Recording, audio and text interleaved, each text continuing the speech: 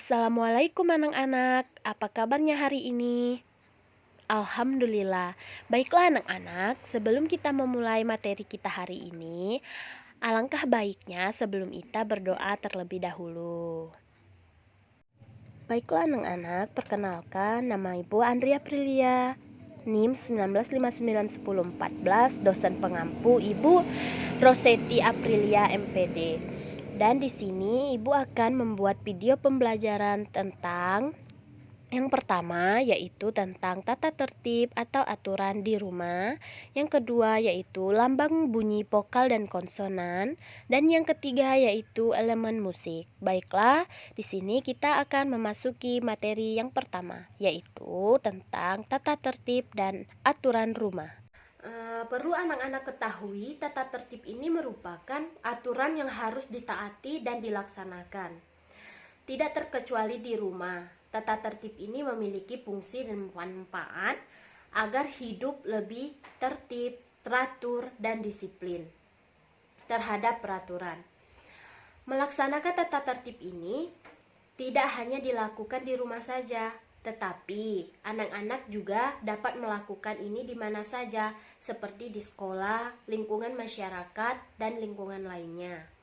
Tata tertib di rumah ini dibuat oleh orang tua dan dilaksanakan oleh anggota keluarga yang lainnya seperti kakak kita, adik, dan anggota lainnya, yang dimana bertujuan untuk mendidik anak supaya mandiri dan melatih anak untuk hidup disiplin serta menjaga ketertiban dan keamanan lingkungan rumah.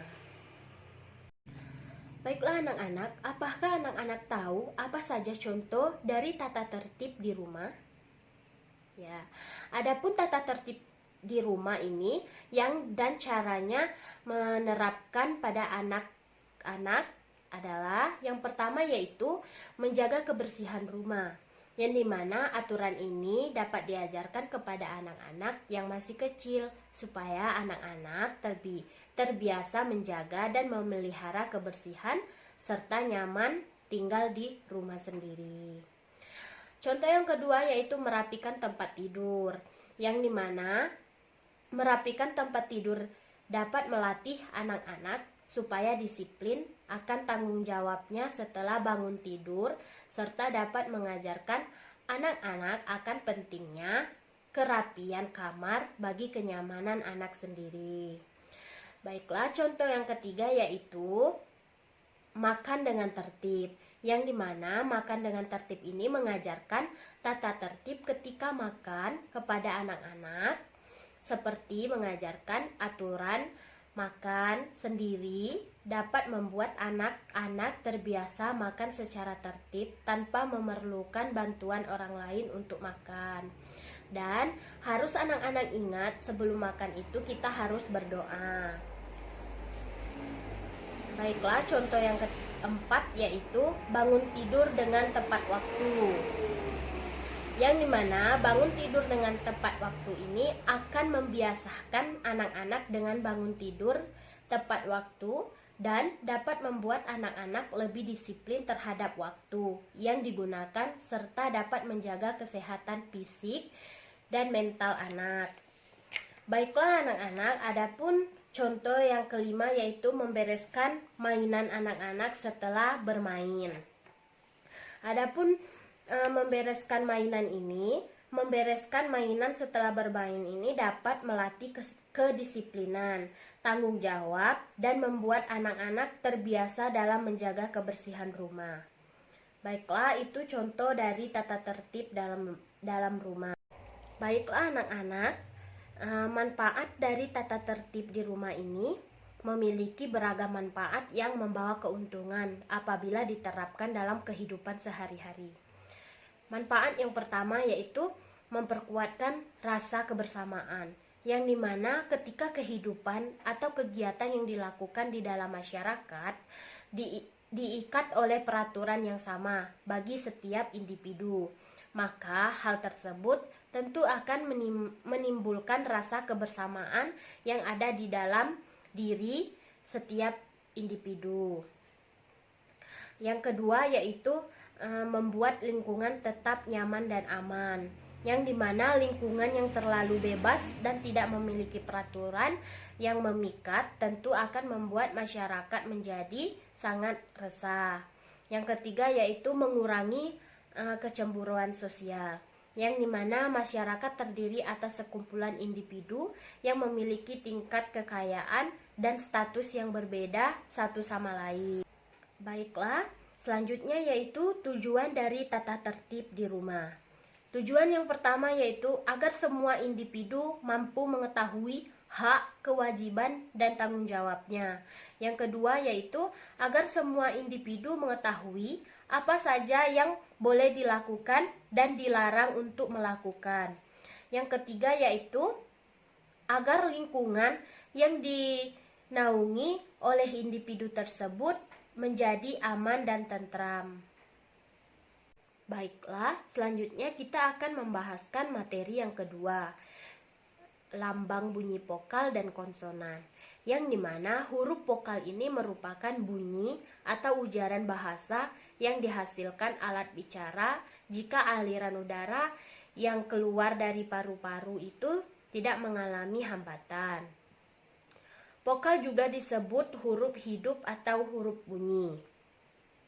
Pada bahasa Indonesia, huruf yang melambangkan huruf vokal adalah A, I, U, E, O.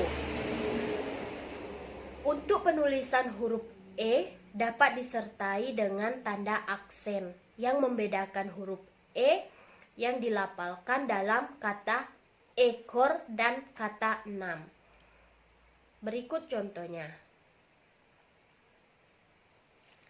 Baiklah, pun terdapat diakritik yang dapat digunakan. Yang pertama yaitu diakritik taling tertutup, yang dimana contohnya adalah anak-anak bermain di teras.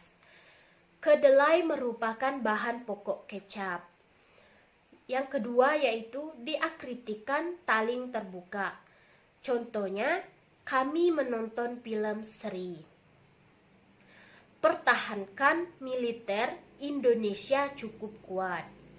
Yang ketiga yaitu diakritikan pepet. Contohnya yaitu pertandingan itu berakhir seri. Upacara itu dihadiri pejabat teras Bank Indonesia. Kecap dulu makanan itu. Selanjutnya yaitu huruf konsonan, yang dimana huruf konsonan ini merupakan bunyi atau ujaran bahasa yang terjadi karena adanya udara yang keluar dari paru-paru mendapat hambatan. Konsonan ini disebut juga dengan huruf mati. Pada bahasa Indonesia ini, huruf yang melambangkan huruf konsonan terdiri dari B, C, D, F, G, H, J, K, L, M, N, P, Q, R, S, T, P, W, X, Y, dan Z.